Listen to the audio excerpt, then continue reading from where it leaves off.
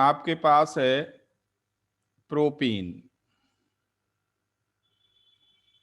Propene में आपने halogen add कर दी सॉल्वेंट H2O की प्रेजेंस में, आपको P1 मिला और फिर इसमें सोडियम मेटल डाल दी, P2 बना। बताओ P1 और P2 क्या है? P1 और P2 क्या है? आप अनम्यूट करके बोल सकते हैं, क्योंकि यहाँ फिगर बनाने में दिक्कत होती है थोड़ी, तो आप अनम्यूट करके बोल सकते हैं। अनम्यूट करने की फैसिलिटी देता हूं मैं। P1 और P2 क्या है?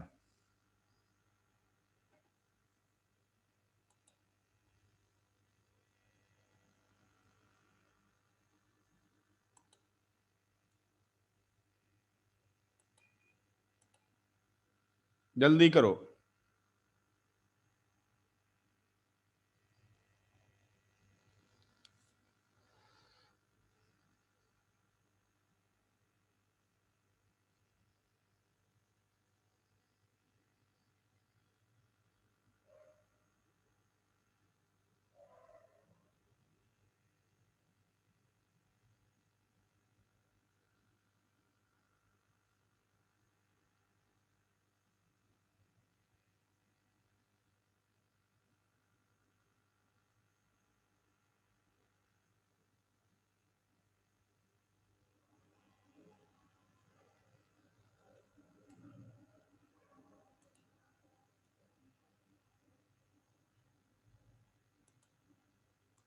ओके, आपने प्रोडक्ट बना लिया होगा इसका।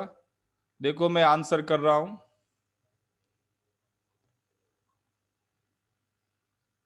P1 है,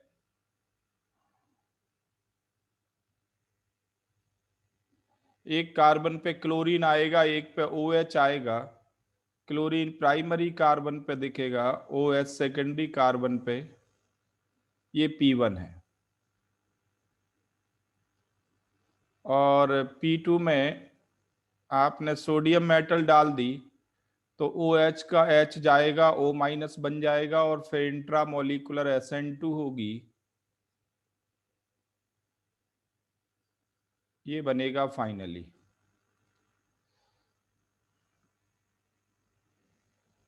मिथाइल ऑक्जीरेन। मिथाइल ऑक्जीरेन।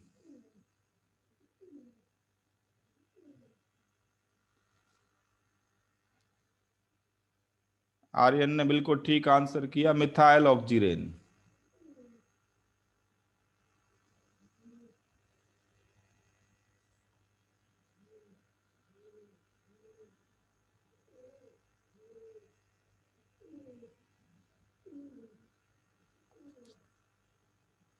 तो ये तो बात हुई अबाउट ऑक्सीजन न्यूक्लियोफाइल, उसके डायरेक्ट और इनडायरेक्ट सोर्सेस की। उसके डायरेक्ट और इनडायरेक्ट सोर्सेस की।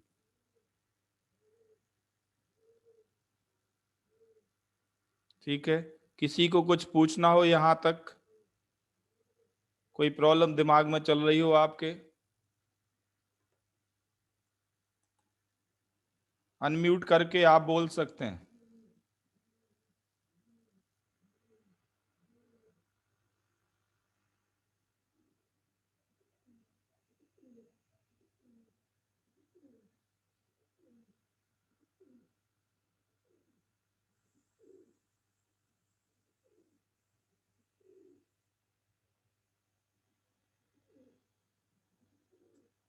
चलो ठीक है, तो ये तो बात हुई अबाउट ऑक्सीजन न्यूक्लियोफाइल। नेक्स्ट लिखो सल्फर न्यूक्लियोफाइल्स। Sulphur nucleophiles.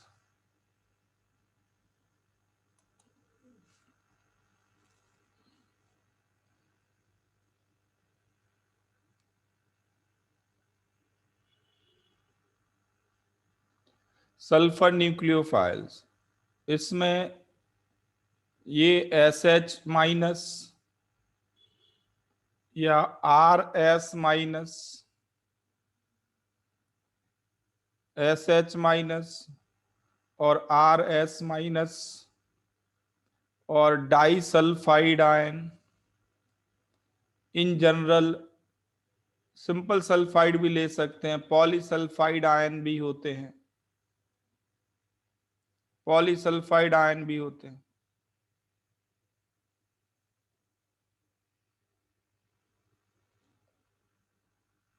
ये सल्फर न्यूक्लियोफाइल के सोर्सेस हैं।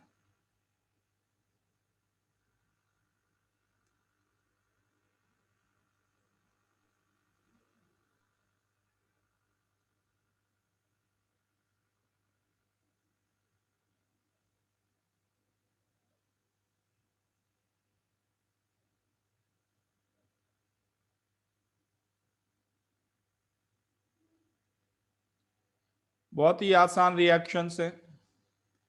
एल्काइल हैलाइड में प्राइमरी और सेकेंडरी कोई भी हो सकता है, टर्शरी नहीं होना चाहिए। ध्यान रहे, tertiary alkyl halide SN2 reaction नहीं देते।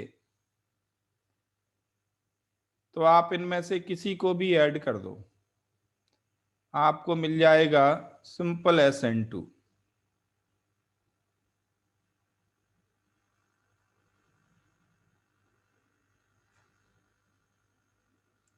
SN2 आपको मिल जाएगा। इनमें से किसी को भी ऐड कर दो।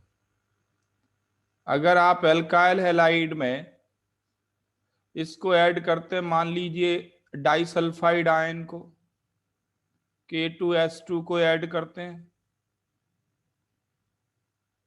तो आपको मिल जाएगा थायो ईथर। डाइसल्फाइड आयन ये है, आपको मालूम है।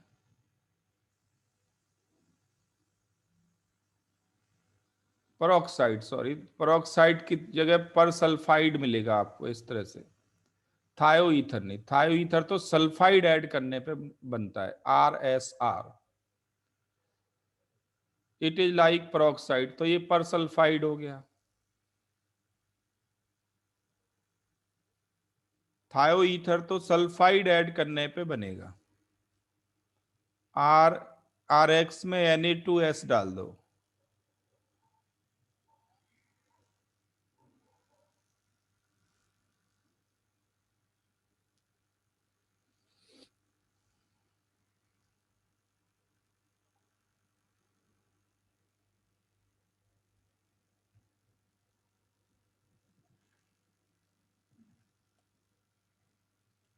तो इनमें से आप किसी को भी ले सकते हैं, किसी को भी।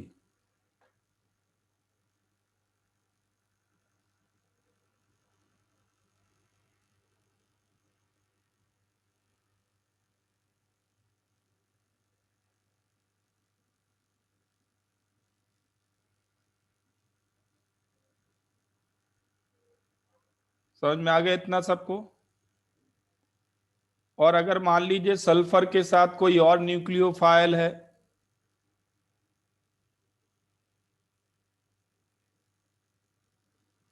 बेटा सावन बेटा, आपको क्या बताएं, मैंने क्लीन आपको बोल दिया 8-10 बार कि ये टर्शरी हैलाइड SN2 नहीं देता, टर्शरी हैलाइड SN2 नहीं देता, टर्शरी हैलाइड SN2 नहीं देता। कई बार तो पिछली क्लास में भी बोल दिया, ये SN2 केस है, how can be take tertiary halide. मैंने जब सीधे कह दिया SN2 नहीं देता, तो कोई भी रिएजेंट डालो आप, जहां भी SN2 होगी टर्शरी हैलाइड नहीं लेना। हर बार मैं हर एक केस में लिखूं कि टर्शरी हैलाइड मत लेना।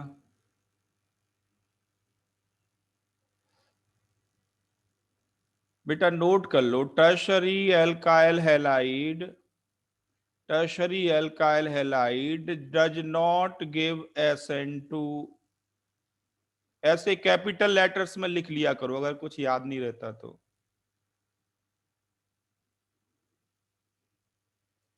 स्टार लगा के लिख लिया करो। अब जब भी SN2 की बात आए, टर्शरी हैलाइड को नहीं सोचना।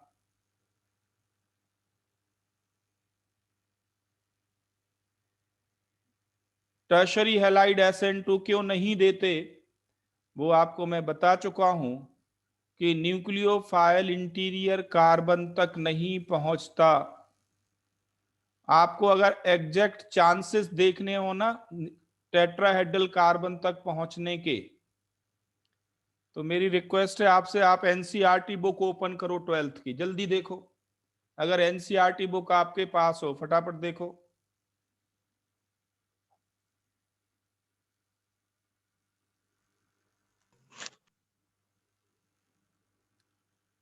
एनसीईआरटी बुक में देखो उन्होंने रिएक्टिविटी के चांसेस दिए हैं बॉक्स बना के, और ब्रैकेट में उसको रिलेटिव नंबर भी असाइन किया है। इंटीरियर कार्बन पे टर्शरी जब है तो पहुंचेगा ही नहीं, एलिमिनेशन होता है, सब्स्टिट्यूशन SN2 नहीं होता।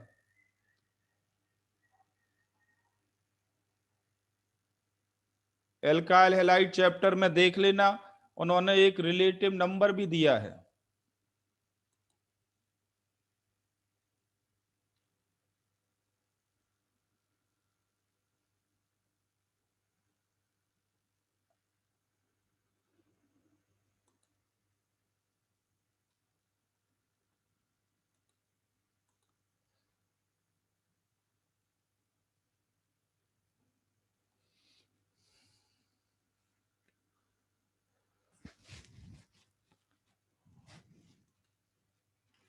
अगर मैं आपसे कहूं कि कभी भी कोका कोला मत पीना, मैंने सेंटेंस बोला कभी भी कोका कोला मत पीना। अब मैंने ये सेंटेंस बोला आज 3 नवंबर को, कल 4 नवंबर है, आप पूछो सर आज पी सकते हैं कोका कोला, क्योंकि आपने तो 3 नवंबर को बोला था।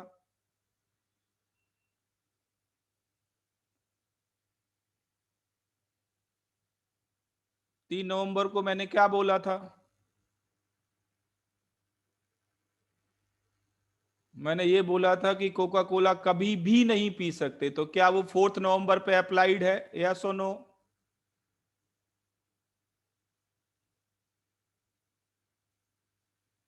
क्या मेरा सेंटेंस 4 नवंबर पे अप्लाइड है? तो जब मैंने यहां कह दिया कि कोई भी टर्शरी हैलाइड SN2 नहीं देता,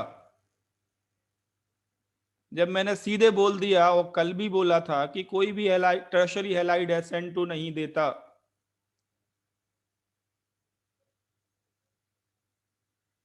तो आप यहां ये क्वेश्चन कैसे सोच सकते हैं कि क्या ये देगा टर्शरी हैलाइड, क्या ये टर्शरी हैलाइड SN2 देगा? ये क्वेश्चन ही दिमाग में नहीं आना चाहिए, और अगर दिमाग में आता है इसका मतलब है लैंग्वेज प्रॉब्लम है। लैंग्वेज की तो क्लैरिटी होनी चाहिए ना, अब आप 12th लेवल पे हो, अब लैंग्वेज ही नहीं आएगी तो फिर क्या इलाज है?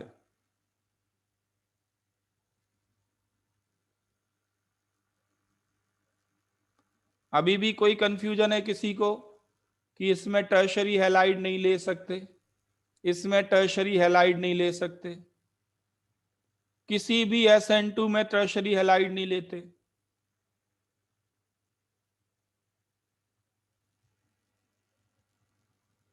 आप पेज पलट के देख लो, बताओ मुझे SN2 रिएक्शन में किसी में भी टर्शरी हैलाइड लिया हो?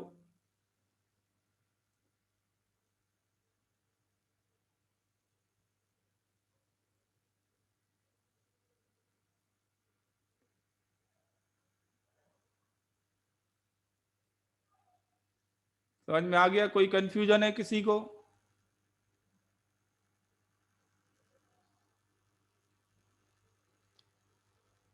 चलो ठीक है, अननेसेसरी टाइम खराब होता है, एक चीज को 10 बार बोल दिया, बिल्कुल स्ट्रेट सेंटेंस दे दिया, फिर कंफ्यूजन क्यों आ जाता है?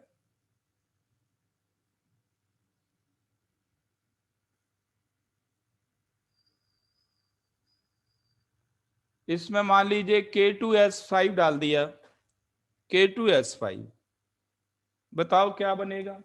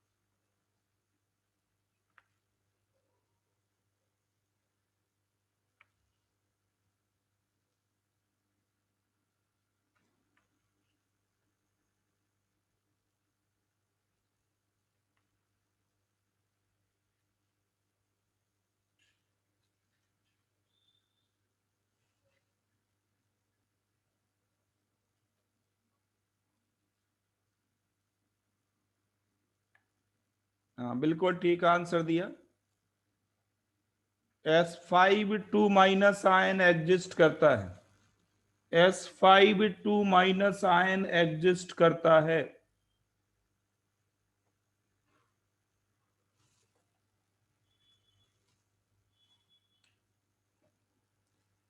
ये जो आपको अटैकिंग रिएजेंट मैंने दिया है, ये आपको देगा 2K plus ion, sorry K plus ion, 2K plus ion और S5 2 माइनस, ये है S5 2 माइनस, टर्मिनल सल्फर पे नेगेटिव चार्ज। तो SN2 दोनों टर्मिनल सल्फर के थ्रू हो जाएगी।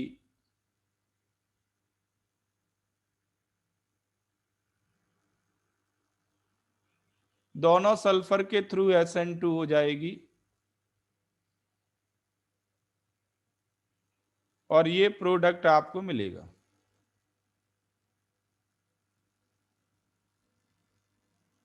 पॉलीसल्फाइड आयन एग्जिस्ट करते हैं, और बायो वाले तो बेहतर समझते होंगे कि SS लिंकेज एग्जिस्ट करती है।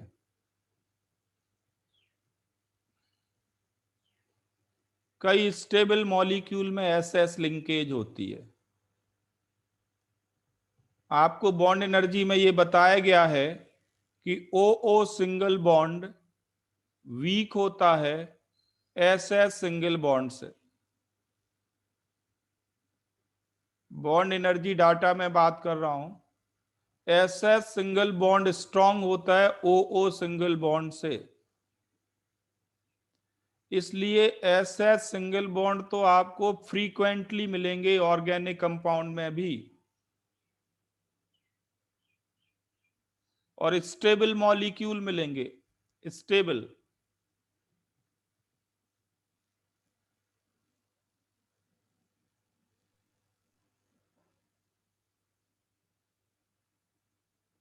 तो आपको समझ में आ गया कि ऑर्गेनिक कंपाउंड में SS लिंकेज तो मिल जाती है, OO लिंकेज नहीं मिलती स्टेबल में।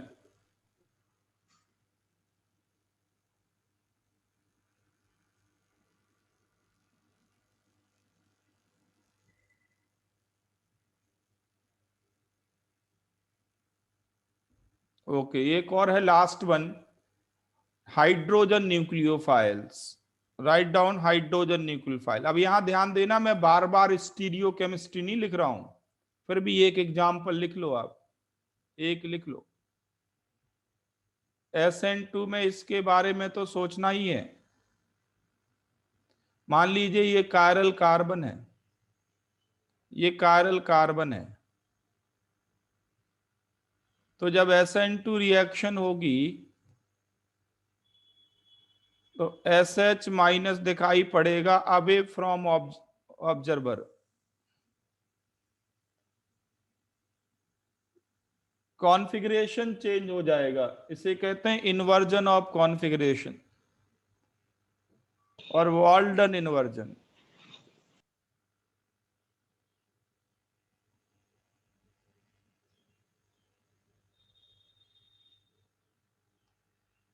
तो ये तो हर एक SN2 में होगी, हर एक SN2 में जहां कायरल कार्बन प्रेजेंट होगा वहां इन्वर्जन के बारे में सोचना है। जहां कायरल कार्बन ही नहीं है वहां इन्वर्जन की कोई मीनिंग नहीं।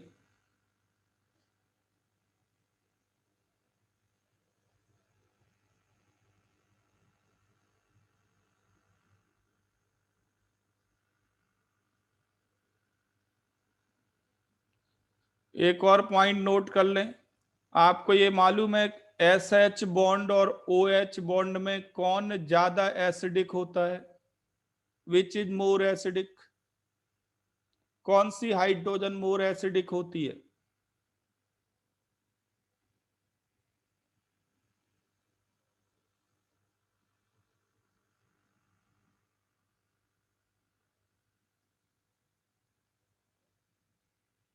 आंसर है SH बॉन्ड की हाइड्रोजन मोर एसिडिक होती है।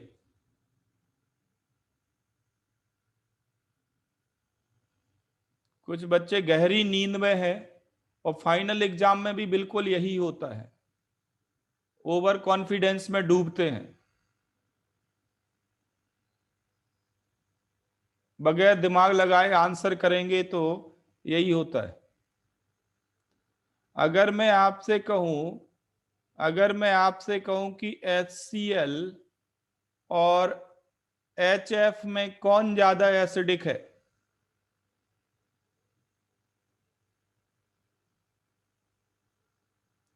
अब ये कौन सा है भाई? एक जगह तो आप कह रहे हो कि OH ज्यादा एसिडिक है, एक जगह कह रहे हो HCl ज्यादा एसिडिक है, जबकि यहाँ कोई रेजोनेंस या कोई इफेक्ट तो ऐसे है नहीं।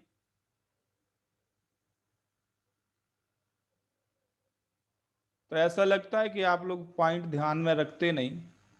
ध्यान रहे, हाइड्रा एसिड की acid strength in A group down the group increase होती है।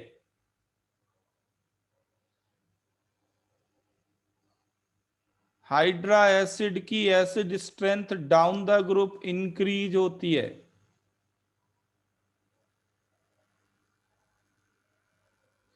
डाउन द ग्रुप इलेक्ट्रोनेगेटिविटी की इंपॉर्टेंस नहीं है, इलेक्ट्रोनेगेटिविटी इनसिग्निफिकेंट है। इलेक्ट्रोनेगेटिविटी सिग्निफिकेंट कहां होती है? इलेक्ट्रोनेगेटिविटी सिग्निफिकेंट होती है इन ए पीरियड,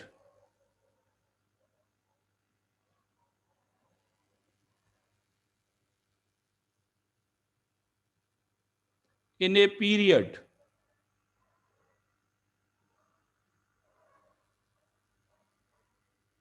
अब बिल्कुल यही प्रॉब्लम एग्जाम में भी आनी है, और मैं आज कहता हूं कि आप में से आधे से ज्यादा बच्चे उल्टा करके आएंगे।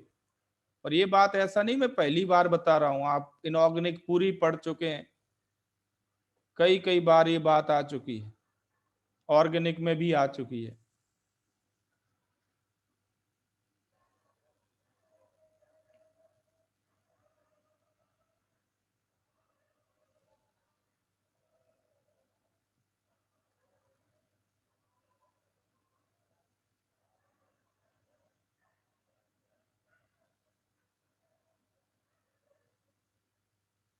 मैं इसलिए ये पूछ रहा था आपसे कि अगर मेरे पास RSH है, थायो एल्कोहल, और सोडियम मेटल डाल दूं मैं, तो क्या ये रिएक्शन होनी चाहिए?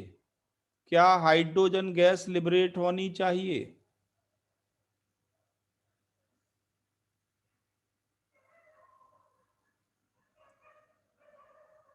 तो आप कह सकते हैं सीधे सीधे यस।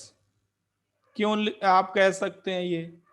क्योंकि आपको एटलीस्ट एल्कोहल का तो मालूम है ऑलरेडी, कि जब एल्कोहल हाइड्रोजन दे देता है,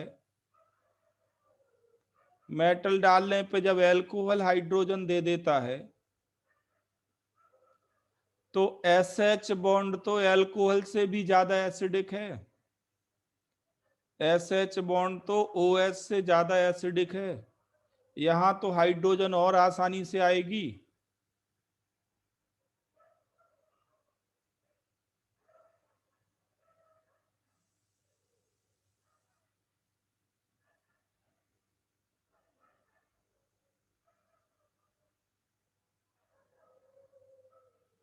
इवन आप ग्रिगनार्ड रिएजेंट डाल दो तो मीथेन बन जाएगी, और RS- आपको मिल जाएगा। ये एसिडिक H है, OH से ज्यादा एसिडिक। तो इस तरह से इनडायरेक्ट S- आप बना सकते हैं, बिल्कुल वैसे ही जैसे आपने एल्कोहल में बनाया।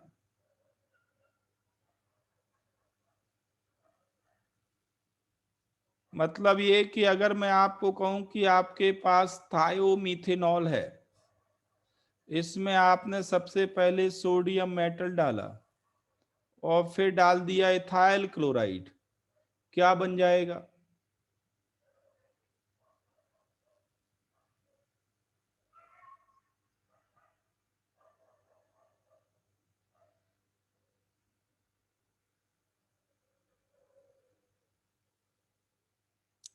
तो इथाइल क्लोराइड के टेट्राहेड्रल कार्बन पे SN2 होगी, ये बनेगा इथाइल मिथाइल थायोईथर।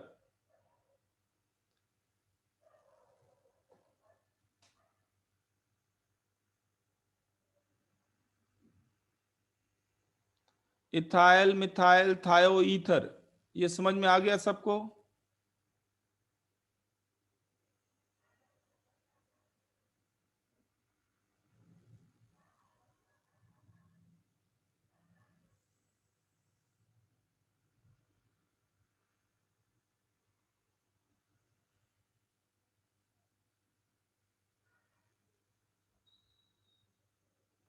और SN2 में एक और न्यूक्लियोफाइल है जिसका नाम है हाइड्रोजन न्यूक्लियोफाइल।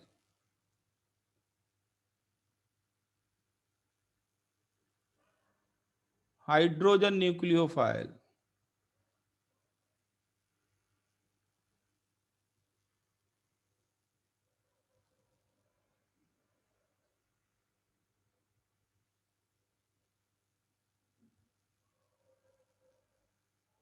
अनुषा बेटा, अच्छा मैं ये सेंटेंस बोल रहा था कि सल्फर के साथ अगर कोई और न्यूक्लियोफाइल हो, अच्छा ये बोल रहा था मैं, तो उसके लिए HSAB थ्योरी है, कंप्लीट कर लो सेंटेंस।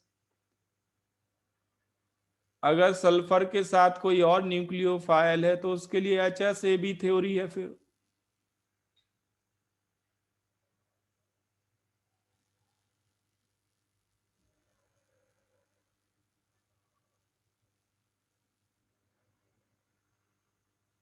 चलो एक एग्जांपल दे देता हूं, उसका भी कर चुके हैं वैसे तो आप लोग।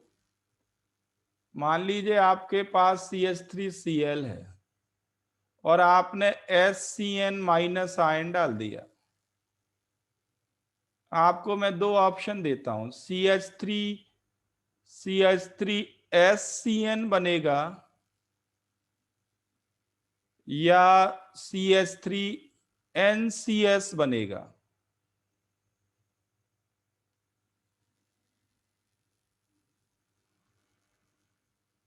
ये दो ऑप्शन है आपके सामने। जब भी किसी अटैकिंग रिएजेंट में दो डोनर साइट हो तो कौन सी थ्योरी अप्लाई करनी है आपको?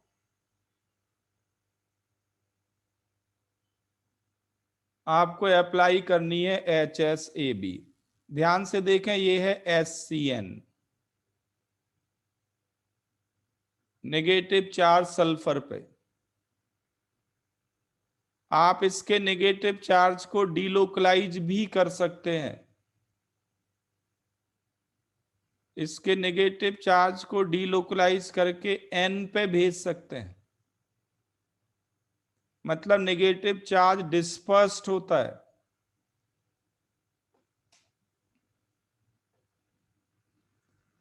अब अगर सल्फर और नाइट्रोजन में कंपटीशन हो,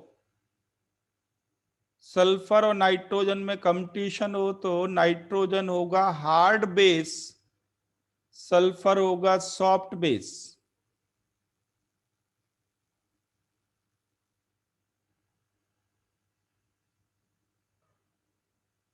और ये पार्शियली पॉजिटिवली चार्ज्ड कार्बन को क्या मानना है? पार्शियली पॉजिटिवली चार्ज्ड कार्बन को क्या मानना है? Soft acid. तो according to HSAB, soft acid soft base से कंबाइन करता है, हार्ड एसिड हार्ड बेस से कंबाइन करता है। तो प्रोडक्ट क्या बनना चाहिए इस केस में?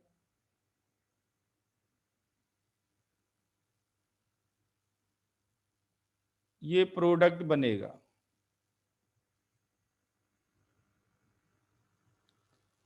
तो ये थ्रू आउट SN2 के लिए एप्लीकेबल है, SN1 के लिए भी एप्लीकेबल है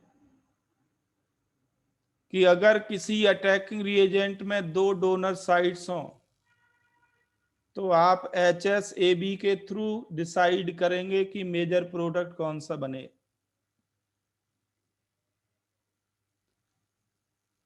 HSAB के थ्रू मेजर प्रोडक्ट डिसाइड होता है।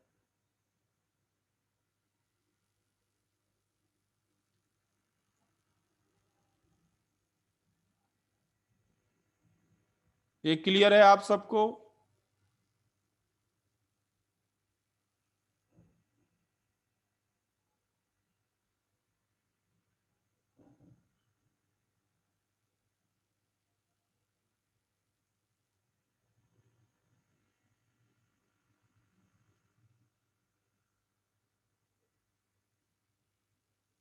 Next, hydrogen nucleophiles. Hydrogen nucleophiles में NaH यूज नहीं करेंगे, NaH यूज नहीं करेंगे, हम यूज करेंगे NaBH4। हम यूज करेंगे लिथियम एल्यूमिनियम हाइड्राइड। हम यूज करेंगे ट्राइफिनाइल टिन हाइड्राइड। ये आपके सिलेबस में है तीनों।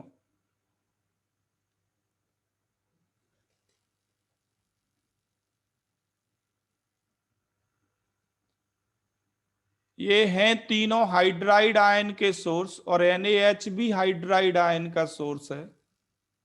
बट NaH हम यूज नहीं करेंगे, मेटल हाइड्राइड यूज नहीं करेंगे, क्योंकि ये E2 रिएक्शन देता है, SN2 नहीं, E2।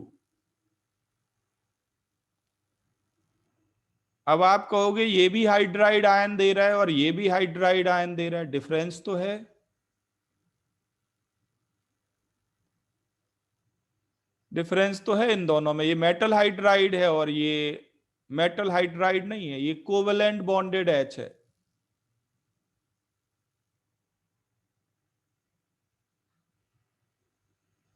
ये कोवेलेंटली बॉन्डेड H है नीचे जो है।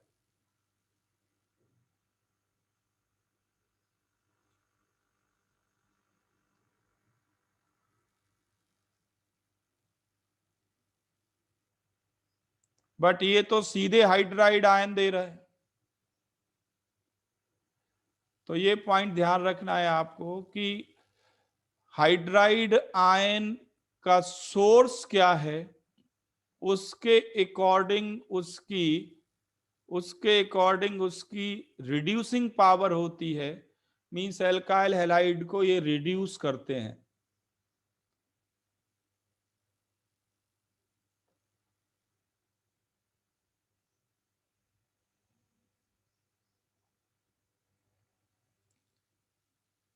तो जैसे आपके पास ये है CH3CH2Cl, और इसमें आपने डाल दिया KH, ये एल्कीन देता है, मेजर प्रोडक्ट एल्कीन बनता है।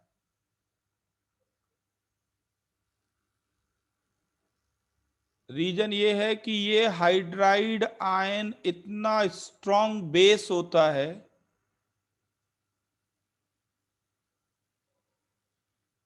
इतना स्ट्रॉन्ग बेस होता है ये, कि ये बीटा CH को तोड़ देता है।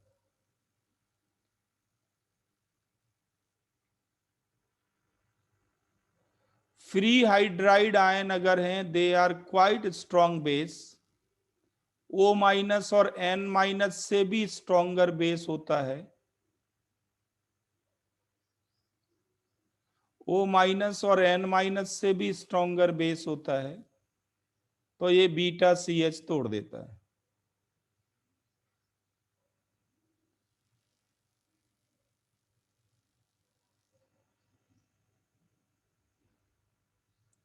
बट ये जो हाइड्राइड आयन आ रहे हैं, ये E2 नहीं कर पाते, क्योंकि ये कोवेलेंटली बॉन्डेड है। इसमें क्या होता है, अगर इनको आप ऐड करते हैं इनको, तो इसमें क्या होता है ये देखें आप। रिएक्शन कंसर्टेड होती है। जैसे आपने एल्यूमिनियम हाइड्राइड ले लिया,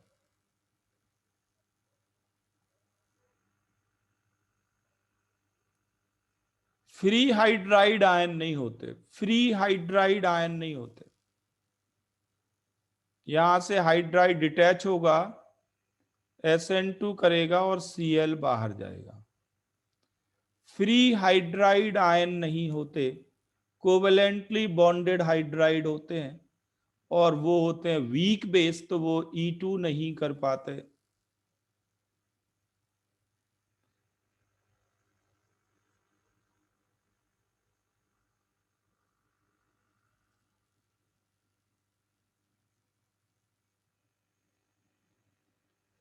तो मेटल हाइड्राइड आपको SN2 के लिए नहीं लेना, SN2 के लिए आपको कोवेलेंट हाइड्राइड लेने हैं। और पूरी ऑर्गेनिक में बार बार फर्स्ट सेकंड का यूज होगा, थर्ड का तो केवल एल्काइल हैलाइड के लिए मैंने लिख दिया, ये आ जाता है। फर्स्ट और सेकंड का फ्रीक्वेंटली यूज होगा, NaBH4 और लिथियम एल्यूमिनियम हाइड्राइड।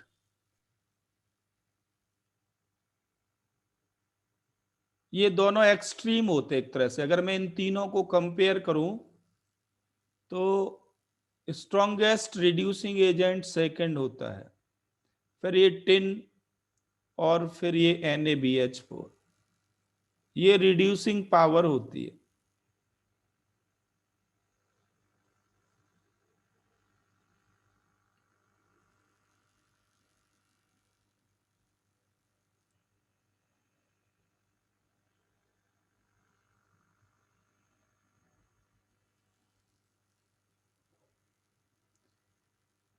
फर्दर एक पॉइंट और नोट कर लें कि लिथियम एल्यूमिनियम हाइड्राइड की मोस्ट रिएक्शंस एक्सप्लोसिव होती हैं, एक्सप्लोड करती हैं। इसको हैंडल करना डिफिकल्ट होता है, ये बार बार आएगा। Lithium aluminium hydride through out organic, इसकी मोस्ट रिएक्शन इनफैक्ट अभी जो पढ़ेंगे 12th लेवल पे वो तो सारी ही एक्सप्लोसिव होती हैं, एक्सप्लोड करती हैं रिएक्शंस।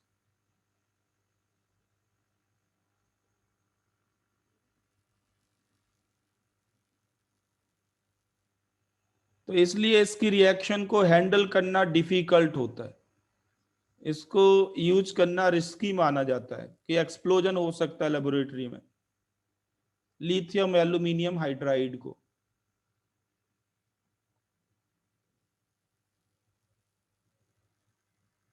NaBH4 और ट्राइफिनाइल टिन हाइड्राइड की रिएक्शंस कंट्रोल्ड होती हैं।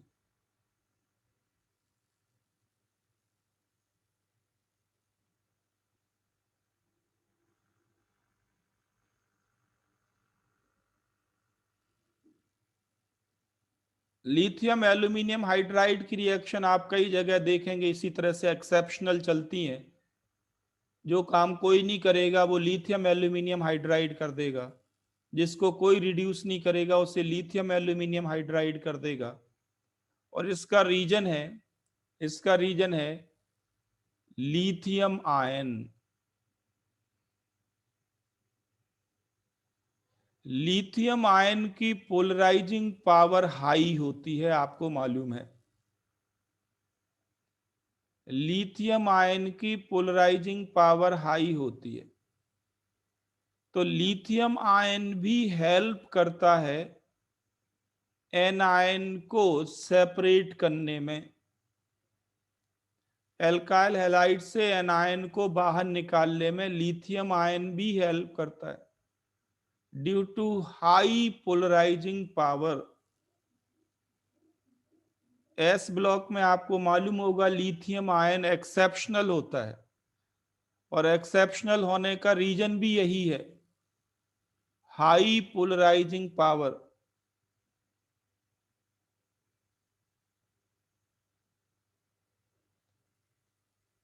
तो लिथियम आयन Cl को ऑर्गेनिक कंपाउंड से बाहर निकालने में हेल्प करता है, या हेलोजन को बाहर निकालने में हेल्प करेगा। तो ये SN2 रिएक्शन बहुत ही फास्ट होगी, एक्सप्लोजन होता है।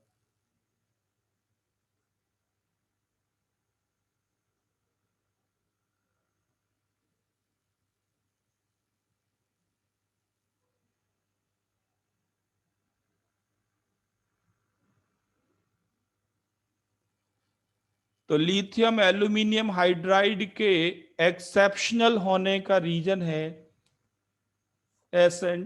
Lithium ion.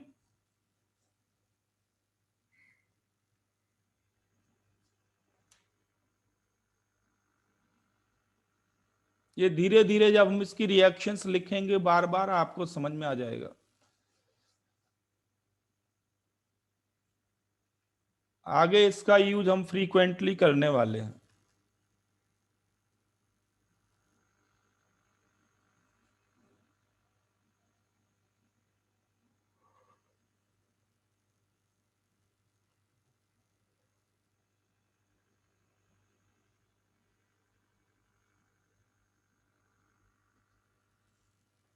लिख लिया इसको।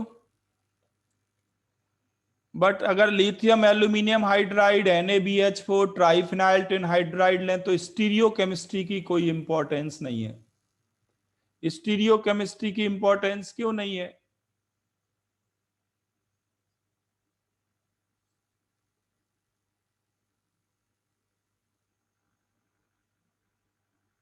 क्योंकि जो प्रोडक्ट होता है वो कायरल नहीं बचेगा, कायरल ही नहीं बचेगा। लेफ्ट हैंड साइड कायरल हो सकती है, राइट हैंड साइड कायरल नहीं बचेगी SN2 में।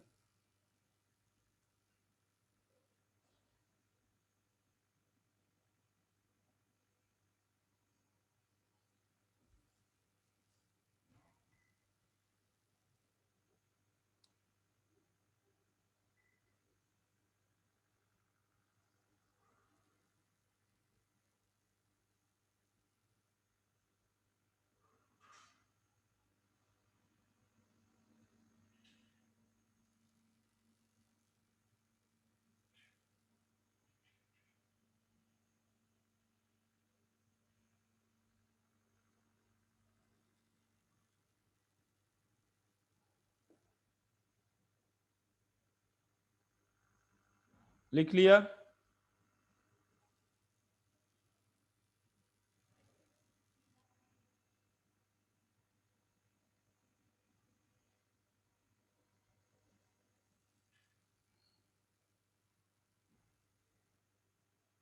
ठीक है, नेक्स्ट लिखो halogen displacement reactions. Halogen displacement reactions, एक हेलोजन एक दूसरे हेलोजन को डिस्प्लेस करे, या इंट्रा हेलोजन SN2, एक हेलोजन दूसरे हेलोजन को हटाए आपस में ही, दूसरा कोई न्यूक्लियोफाइल ही ना हो। तो जैसे RX है उसमें दूसरा हेलोजन डाल दें X-, तो RX- बन जाएगा प्लस X- बनेगा और ये रिवर्सिबल रिएक्शन होगी।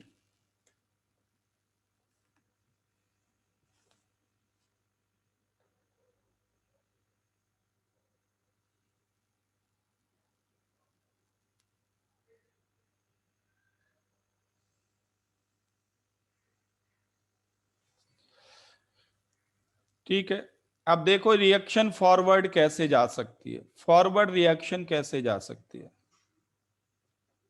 तो एक पॉइंट तो ये है, फर्स्ट पॉइंट, F- सबको सब्स्टिट्यूट कर सकता है।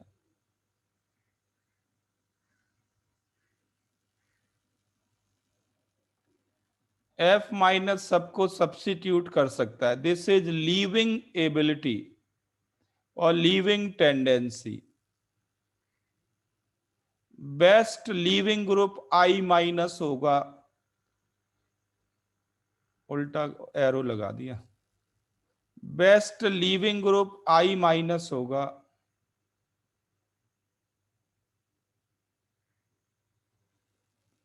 क्यों होगा I- बेस्ट?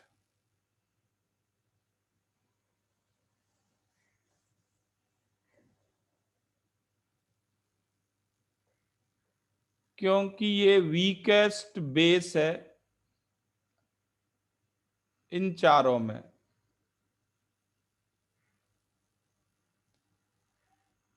वीकेस्ट बेस है, इसलिए ये बेस्ट लीविंग ग्रुप है।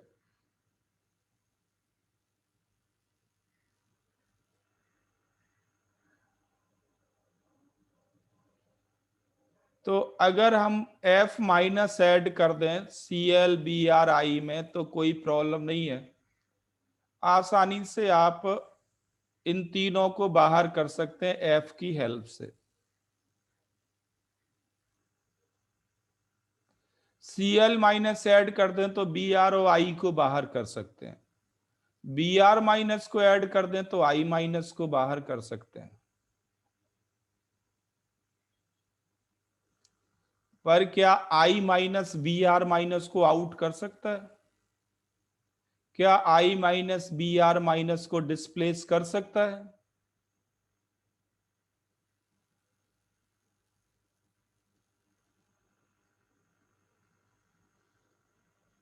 आंसर है यस।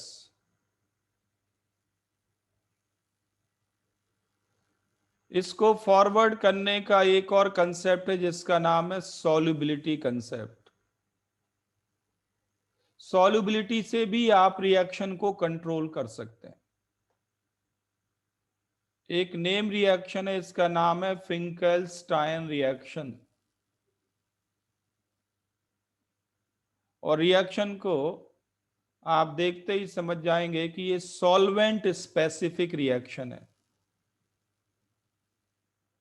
यहां पे X Cl और Br में से कोई भी हो सकता है, और इसमें NaI आप ऐड करें, NaI ऐड करें, बट सॉल्वेंट ध्यान देना, सॉल्वेंट एसीटोन होना चाहिए।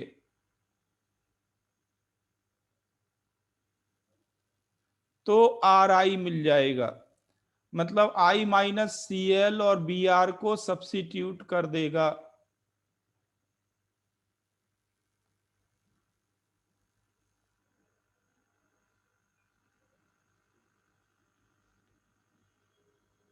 साथ में बन जाएगा NaCl NaBr जो भी आपने लिया है।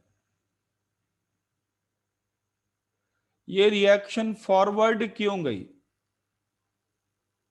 फॉरवर्ड इसलिए गई क्योंकि NaCl लेस सॉल्युबल है इन एसीटोन।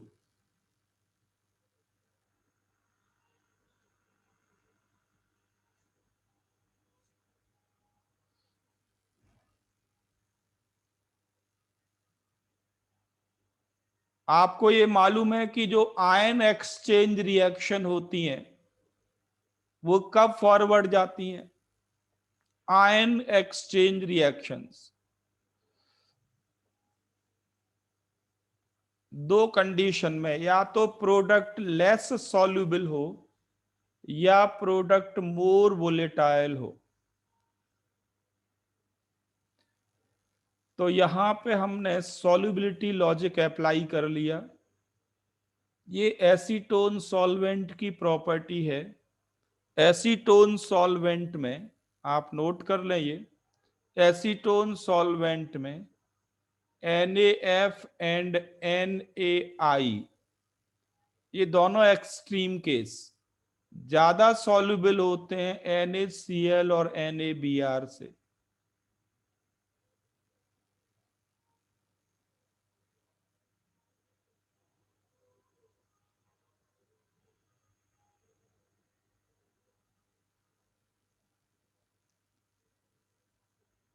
प्रोडक्ट लेस सॉल्युबल होता है, तो ऐसे सोचो कि प्रोडक्ट रिमूव हो रहा है।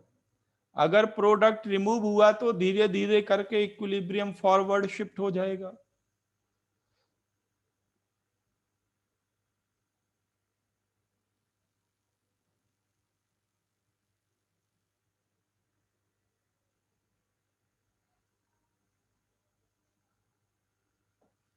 तो NaF और NaI ज्यादा सॉल्युबल होते हैं एसीटोन में as compare to NaCl and NaBr।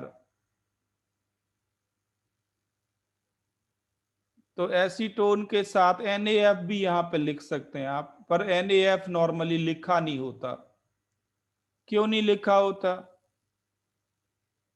क्योंकि ये सॉल्वेंट एसीटोन नहीं है, तब भी हो जाएगी NaF के लिए। सॉल्युबिलिटी तो एक एडिशनल बात हो गई।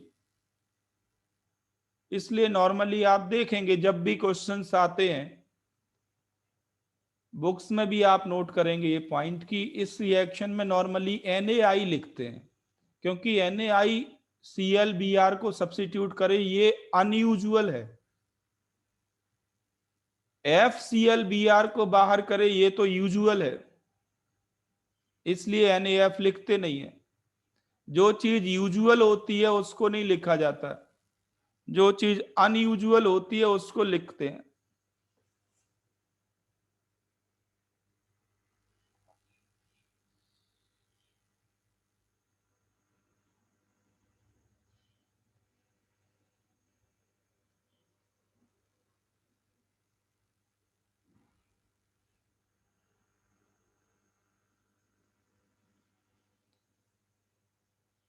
देखो अगर मैं एक दो सेंटेंस बोलूं, मैं कहूं कि मैं कहूं कि हमारी आर्मी ने, इंडियन आर्मी ने किसी टेररिस्ट को गोली मारी, एक, और पाकिस्तानी आर्मी ने किसी टेररिस्ट को गोली मारी, दूसरा सेंटेंस। इंटरनेशनल न्यूज कौन सी बनेगी? यूजुअल और अनयूजुअल?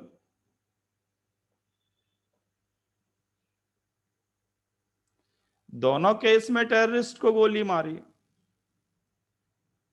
न्यूज कौन सी बनेगी?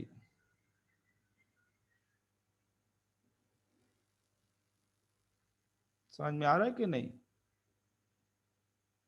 ऐसा ही है। NaI और NaF दोनों फिंकलस्टाइन में हम यूज करते हैं, बट बुक्स में क्या लिखा होता है? NaI।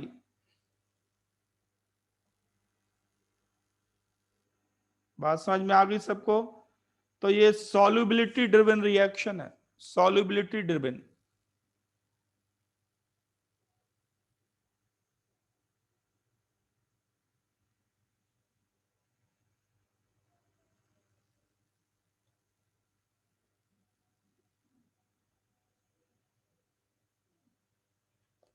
आपने देखा होगा, आपने नोटिस किया होगा कि अभी जो कुछ महीने पहले, लॉकडाउन के पहले, लॉकडाउन के टाइम पे भी दिल्ली में शाहीन बाग में महीनों जाम रहा, पर उन लोगों को खाना खिलाने का काम हमारे कई सिख भाइयों ने किया, कई सिख भाइयों ने किया खाना खिलाने का काम। ये छोटी मोटी न्यूज बनी, क्योंकि सिख भाई तो ये काम करते ही रहते हैं सारे, हमारे समुदाय ही ऐसा है, दूसरे को भूखा नहीं देख सकते, सुरक्षित करते हैं। आप देख लो गुरुद्वारे में तो फ्री खाना मिलता है, कई जगह गुरुद्वारों में तो फ्री खाना मिलता है। तो मैं कई बार चंडीगढ़ गया हूँ, वहाँ पे हॉस्पिटल में चारों तरफ वो हर दिन खाना खिलाते हैं लोगों को, वहाँ के पेशेंट जितने हैं सबको, जो उनके परिवार वाले हैं, बाहर लगा के रखते हैं गाड़ी, PGI के बाहर ही। तो वो डेली ये काम करते हैं, इसलिए वो उनकी न्यूज नहीं है। कभी किसी भंडारे में देखा आपने किसी मुस्लिम को खाना खिलाते हुए? अगर वो खाना खिलाए भंडारा लगा के सबको, तो वो कौन सी न्यूज बनेगी? वो इंटरनेशनल न्यूज बन जाएगी। कभी देखा किसी कंट्री में, अपने देश में कहीं भंडारा लगा के सबको खाना खिलाया हो उन्होंने?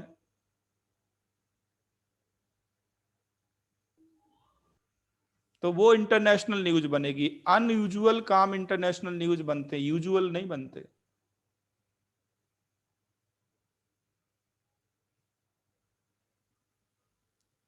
चलो ठीक है, मुद्दा कहीं का कहीं पहुंच जाएगा।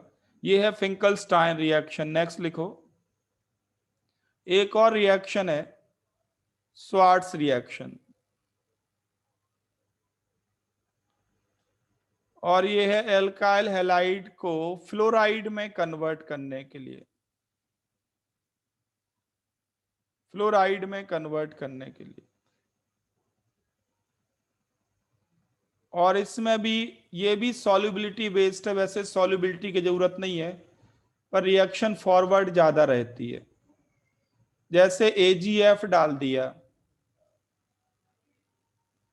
एजीएफ डाल दिया, तो एजीएफ, एजीएफ पोलर सॉल्वेंट ले लो या नॉन पोलर, मोस्ट सॉल्युबल होगा, और जो क्लोराइड ब्रोमाइड आयोडाइड होते हैं वो लीस्ट सॉल्युबल होते हैं। अगर मैं वाटर की ही बात करूं, इन वाटर, तो सबसे ज्यादा सॉल्युबल एजीएफ ही होता है। सबसे कम सॉल्युबल कौन होता है? एजीआई।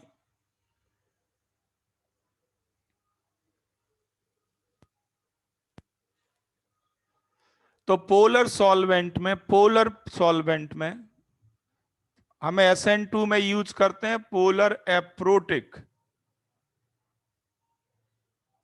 तो पोलर एप्रोटिक सॉल्वेंट में भी एजीआई लीस्ट सॉल्युबल होगा।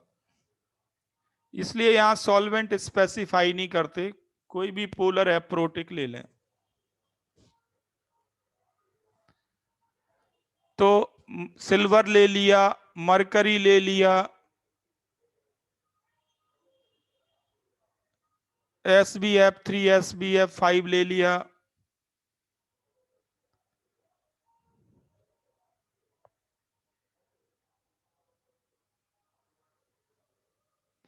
NaCl NaBr NaI नहीं लेते यहां पे, उनकी तो फिर कोई इंपॉर्टेंस ही नहीं है, ये तो होना ही होना है। ये तो स्पेशल फ्लोराइड का सोर्स ही है, आयनिक कंपाउंड है।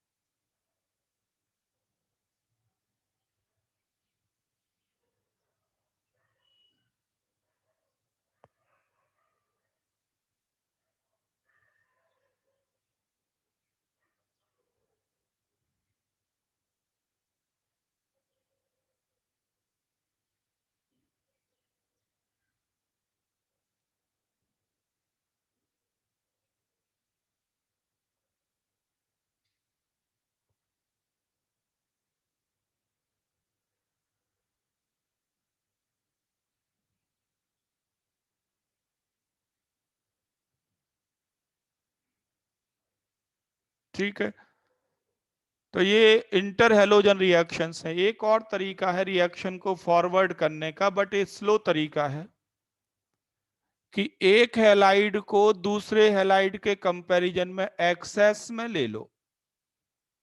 ये काइनेटिक तरीका है। अगर आप एक्सेस में ले लेंगे तो धीरे धीरे धीरे धीरे करके फॉरवर्ड हो जाएगी। भले ही ये इसको सब्सिट्यूट ना करता हो, बहुत कम सब्सिट्यूट करता हो, फिर भी अगर एक्सेस में ले लेंगे तो भी रिएक्शन फॉरवर्ड चली जाएगी।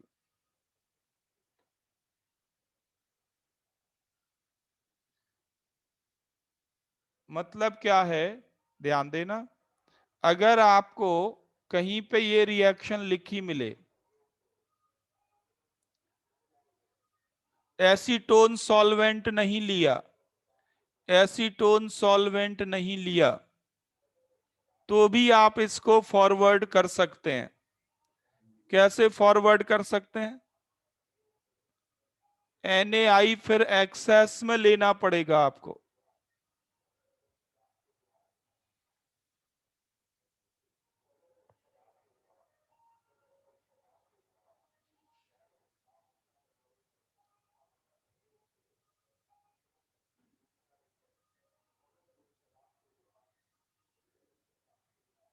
केवल पोलर एप्रोटिक सॉल्वेंट ले लिया, but not acetone.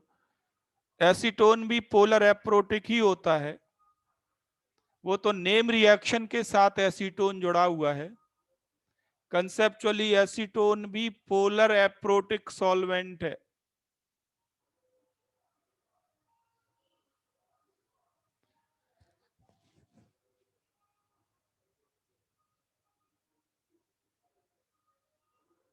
Name reaction में हम सॉल्वेंट बदल नहीं सकते, जो उस नेम के साथ जुड़ा है वही लिखना होता है।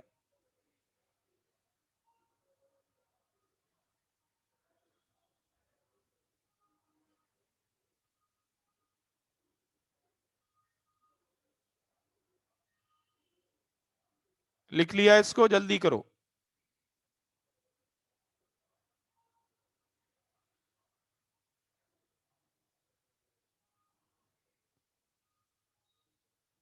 तो ये तो SN2 टाइप के एग्जाम्पल्स थे। अब SN2 में मैं कुछ स्पेसिफिक बातें करने जा रहा हूं, SN2 में ही। वो है NGP। NGP in SN2। What is NGP? Neighboring group participation।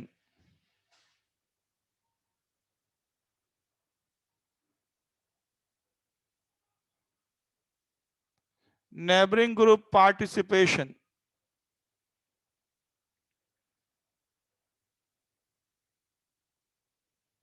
NGP मतलब कोई पड़ोसी ग्रुप, पड़ोसी एटम, पड़ोसी बॉन्ड NGP SN2 में हेल्प करे।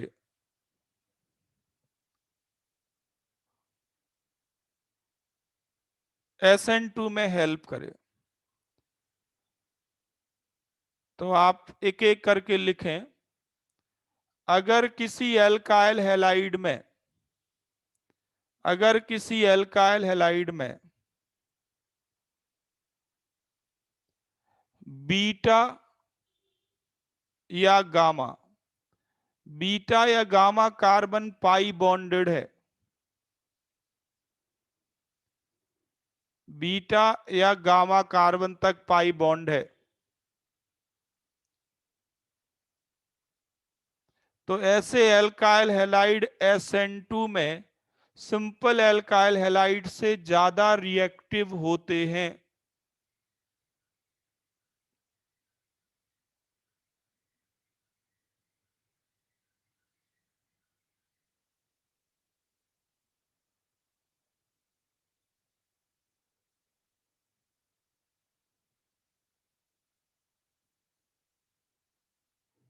मैं एक प्रॉब्लम से स्टार्ट करूंगा, इसको आपको बेटर समझ में आ जाएगा।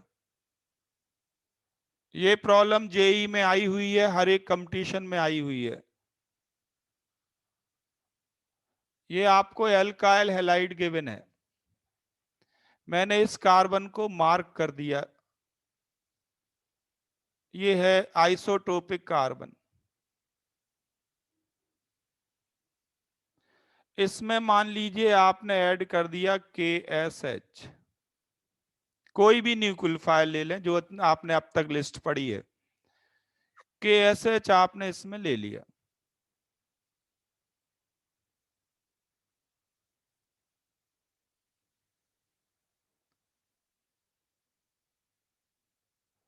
आपको ये दो प्रोडक्ट मिलते हैं, और ये दो प्रोडक्ट बराबर अमाउंट में बनते हैं।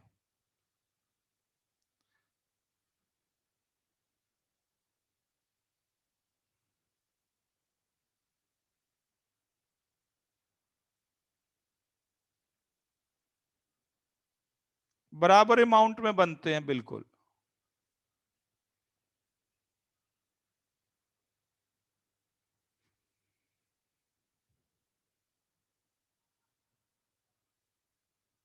यहां पे लीविंग ग्रुप कोई भी हो सकता है, यहाँ पे अटैकिंग रिएजेंट कोई भी हो सकता है। मुद्दा लीविंग ग्रुप और अटैकिंग रिएजेंट का नहीं है, पॉइंट है बीटा या गामा कार्बन तक डबल बॉन्ड का होना, पाई बॉन्डेड होना।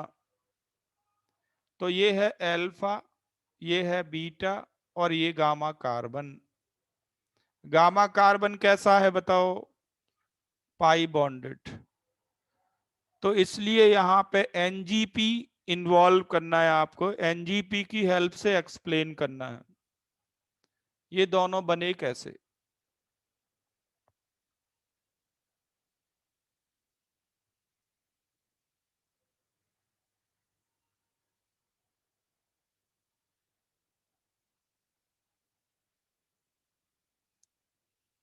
लिख लिया इसको। अब उल्टा सोचना स्टार्ट करो। ये दोनों प्रोडक्ट बराबर अमाउंट में बने, इसका मतलब है कि कुछ ऐसा इंटरमीडिएट आपको बनाना होगा जिसमें अल्फा और बीटा कार्बन पे रिएक्शन के इक्वल चांसेस हो, तभी तो इक्वल बनेंगे। एस माइनस अल्फा और बीटा कार्बन पे इक्वली अप्रोच करे। ये अल्फा कार्बन है, ये बीटा है जहां एस माइनस दिख रहा है। अल्फा और बीटा कार्बन पे इक्वल चांसेस बने, ऐसा कुछ इंटरमीडिएट हमें बनाना पड़ेगा, वो भी पड़ोसी पाई बॉन्ड की हेल्प से। तो देखो इसकी मैकेनिज्म ये है, मैं मैकेनिज्म लिख रहा हूं।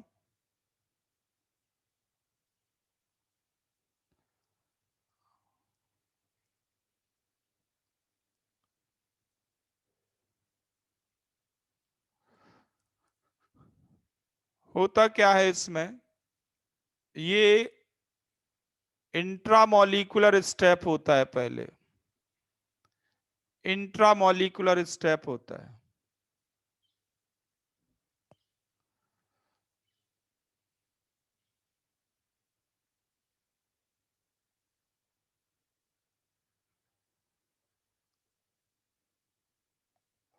एक 3 मेंबर्ड रिंग बनती है।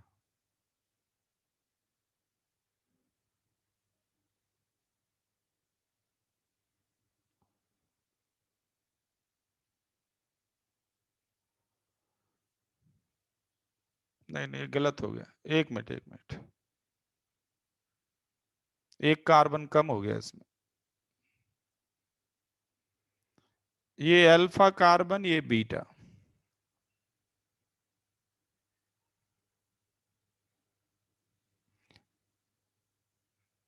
एक 3 मेंबर्ड रिंग बनती है। ये है कार्बन 14, ये अल्फा, ये बीटा। ये अल्फा कार्बन, ये beta carbon. Positive charge benzene ring के कार्बन पे आएगा, और Cl माइनस आ गया साथ में।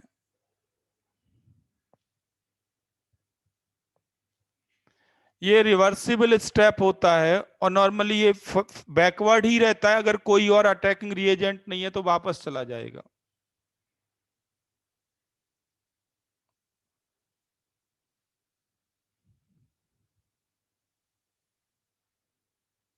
बट अगर इसको कंज्यूम कर दें तो फॉरवर्ड आ जाता है। तो अब अगर आपने NaSH डाला हुआ है, KSH डाला हुआ है, तो वो बीटा या अल्फा कार्बन पे इक्वली अप्रोच कर सकता है, क्योंकि इसको वापस एरोमेटिक बनाना है हमें। एरोमेटिसिटी डिस्ट्रॉय नहीं होती क्योंकि स्टेबल है, ये तो जस्ट इंटरमीडिएट है, वापस एरोमेटिक बनेगा, वापस एरोमेटिक बनेगा। तो वापस एरोमेटिक बनाने के लिए ये बॉन्ड तोड़ सकते हैं और ये बॉन्ड भी तोड़ सकते हैं। अगर आप इस बॉन्ड को तोड़ते हैं वापस इसे एरोमेटिक बनाने के लिए, तो बीटा कार्बन हमें अवेलेबल है, इस पे न्यूक्लियोफाइल पहुंचेगा।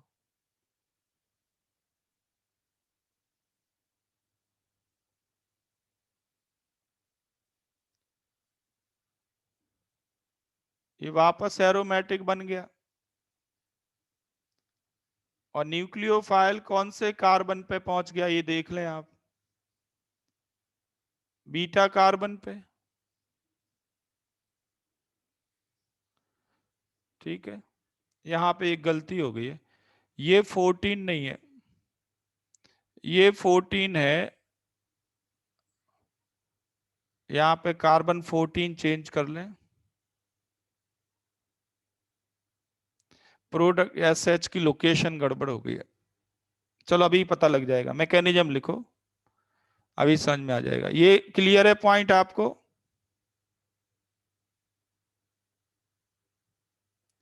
यहां पे है क्या, एस एच तो आपको दिखेगा टर्मिनल कार्बन पे, इसमें करेक्शन कर लो। SH तो टर्मिनल पे ही दिखेगा, कार्बन 14 की लोकेशन दूसरी दिखेगी।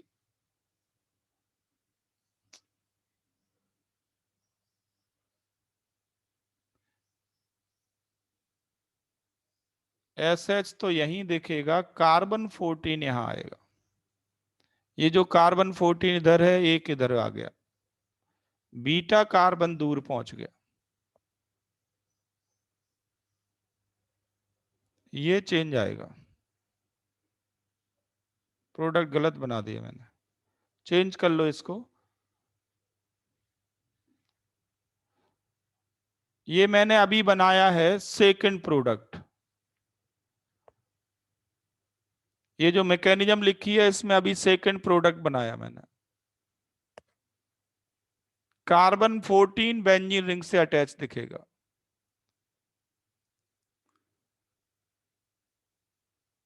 और इसी इंटरमीडिएट से एक और पॉसिबिलिटी है,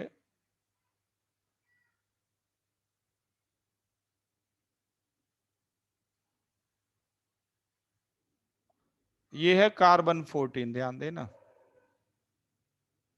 ये कार्बन 14 है।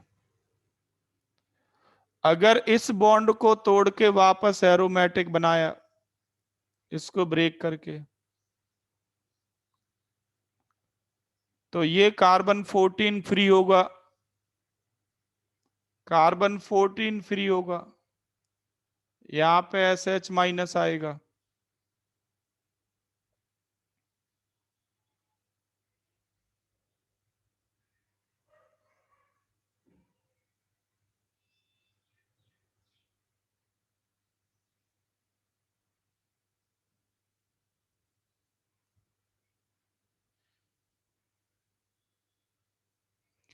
तो ये दो प्रोडक्ट बनते हैं जिसमें कार्बन 14 की लोकेशन बदल जाती है, और बिल्कुल बराबर अमाउंट में बनते हैं, बिल्कुल बराबर अमाउंट में।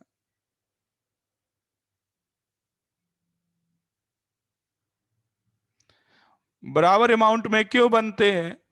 क्योंकि ये दोनों कार्बन बिल्कुल लाइक कार्बन है, अवेलेबल है इसकी रिएक्शन के लिए।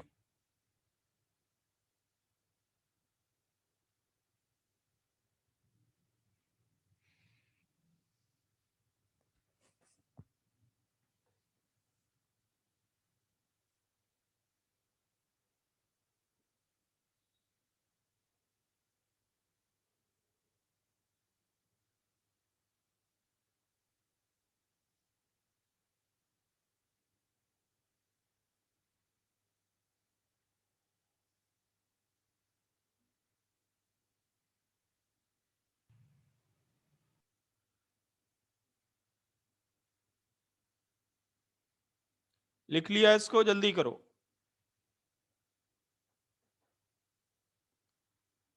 ये पहला एग्जाम्पल है NGP का।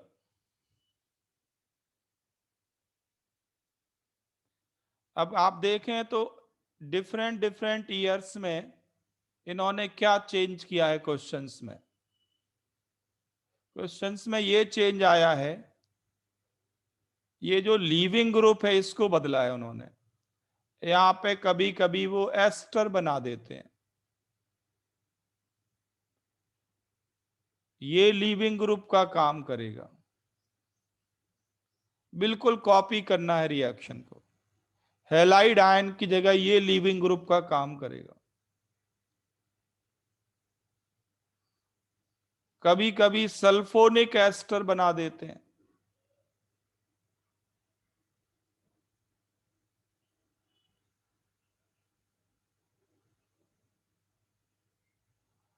यही केस आते रहते हैं, लीविंग ग्रुप बदल देते हैं, रिएक्शन SN2 ही होगी, NGP इन्वॉल्व होगा इसमें, ये दोनों प्रोडक्ट बराबर अमाउंट में बनेंगे।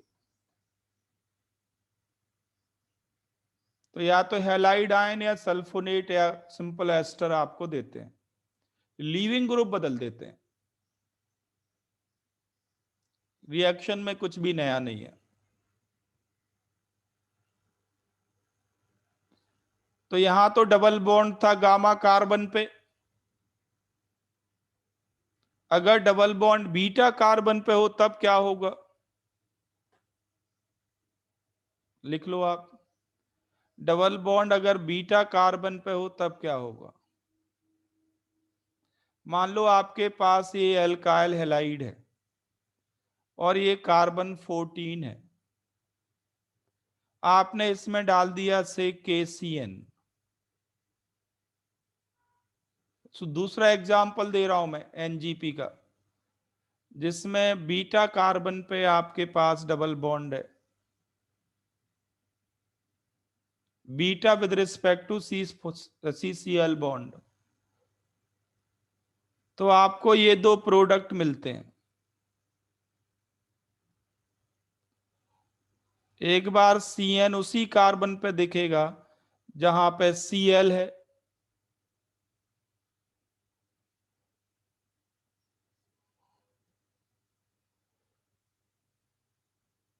और दूसरी बार C14 कहीं और पहुंच जाएगा।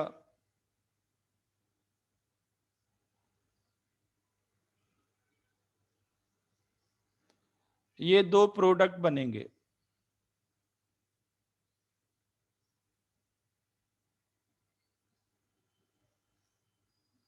और इस केस में ये दोनों बराबर अमाउंट में नहीं बनते, ये मेजर प्रोडक्ट बनता है।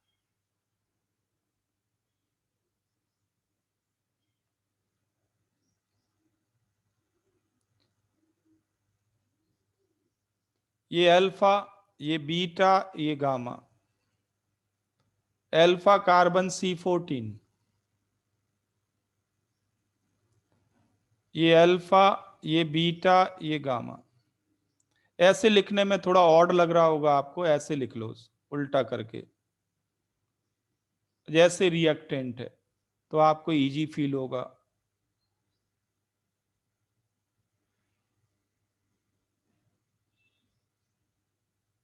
ये दोनों सेम ही है, कोई डिफरेंस नहीं है।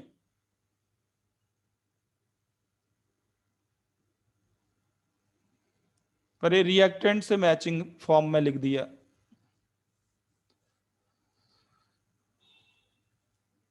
ये मेजर बनता है। पहले प्रोडक्ट को तो कहते हैं SN2, सिंपल SN2, और दूसरे प्रोडक्ट का नाम है SN2 प्राइम, SN2 प्राइम, इसको रीड करते हैं।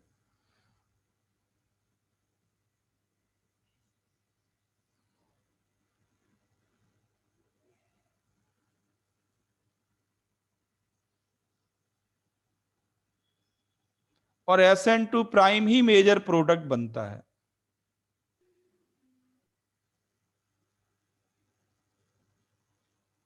डबल बॉन्ड की लोकेशन बदल गई। पहले डबल बॉन्ड था बीटा गामा कार्बन के बीच, और SN2 प्राइम में डबल बॉन्ड आ गया अल्फा बीटा के बीच।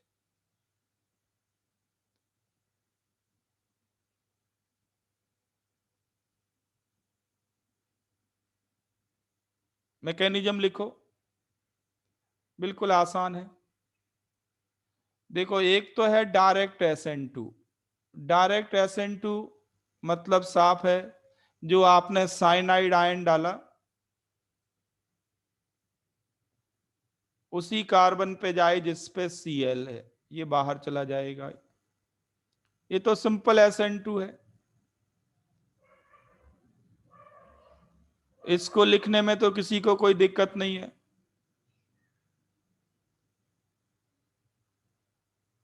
ये तो सिंपल SN2 है, अब तक जो लिखते आ रहे वही है, नया कुछ नहीं है।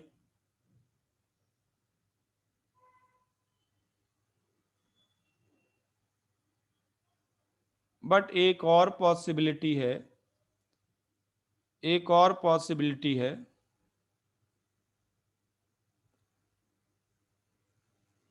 वो ये है कि जो साइनाइड आयन आपने डाला वो गामा कार्बन पे भी जा सकता है। ये गामा कार्बन पे भी जा सकता है, डबल बॉन्ड माइग्रेट करेगा और फिर Cl बाहर जाएगा। ये भी कंसर्टेड स्टेप है, बट इसको हम नाम देते हैं SN2 प्राइम।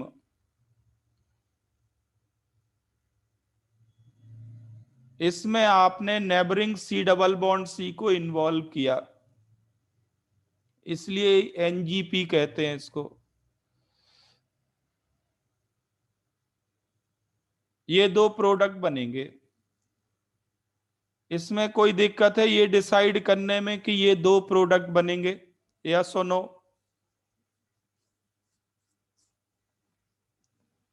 क्या ये डिसाइड करने में किसी को प्रॉब्लम है कि ये दो प्रोडक्ट बनेंगे? ओके, अब बात आती है मेजर प्रोडक्ट की। मेजर प्रोडक्ट यही क्यों बना, आप में से कोई बताना चाहे? कोई भी आप में से एक्सप्लेन करना चाहे?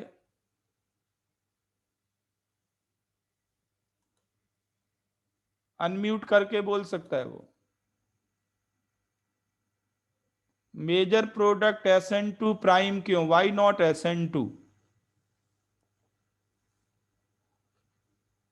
कोई भी अनम्यूट करके बोल सकता है।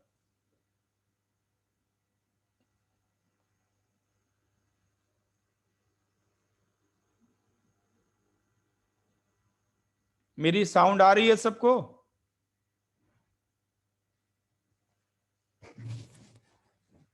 सबको मेरी साउंड आ रही है कि नहीं?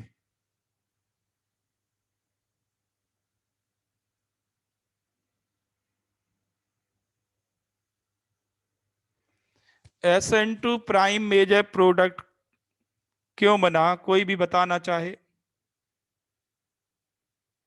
चलो देख लो, बिल्कुल आसान है। ये सैचुरेटेड कार्बन है, ये sp3 हाइब्रिडाइज्ड कार्बन है, टेट्राहेड्रल कार्बन है, और ये प्लेनर कार्बन है, sp2 हाइब्रिडाइज्ड प्लेनर कार्बन। जरा सोचो, साइनाइड आयन की अप्रोच प्लेनर कार्बन पे इजियर होगी या टेट्राहेड्रल कार्बन पे इजियर होगी?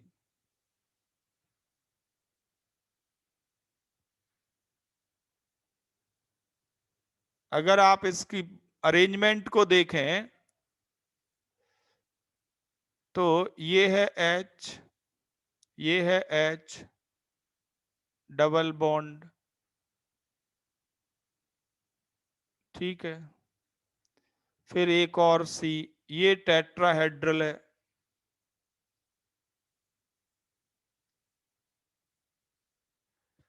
आप बताओ मुझे, साइनाइड आयन की अप्रोच इस टेट्राहेड्रल कार्बन पे आसान होगी या प्लेनर कार्बन पे? Which is more exposed carbon? Planar carbon more exposed carbon है, इसलिए ये प्लेनर कार्बन पे पहले पहुंचेगा, इजली पहुंचेगा, और SN2 प्राइम मेजर प्रोडक्ट बनेगा।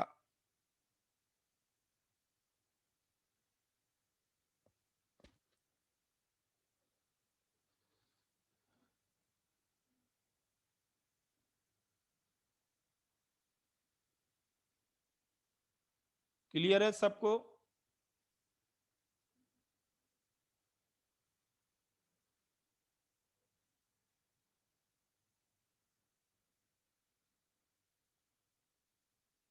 जल्दी करो, क्लियर है इतना सबको?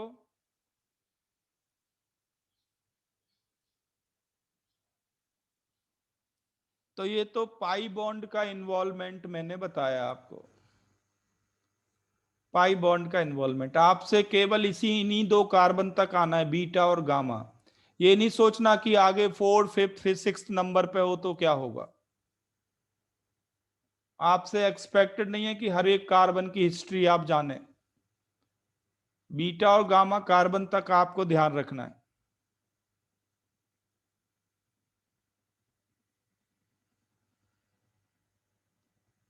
ठीक है, नेक्स्ट नेबरिंग ग्रुप है, नेक्स्ट वन। दो एग्जाम्पल हो गए, थर्ड वन मैं बात कर रहा हूं। अगर अगर आपके पास बीटा कार्बन पे बीटा कार्बन पे कोई लॉन पेयर कंटेनिंग एटम है, बीटा कार्बन पे, तो इसकी रिएक्टिविटी भी सिंपल हैलाइड से बहुत ज्यादा होती है।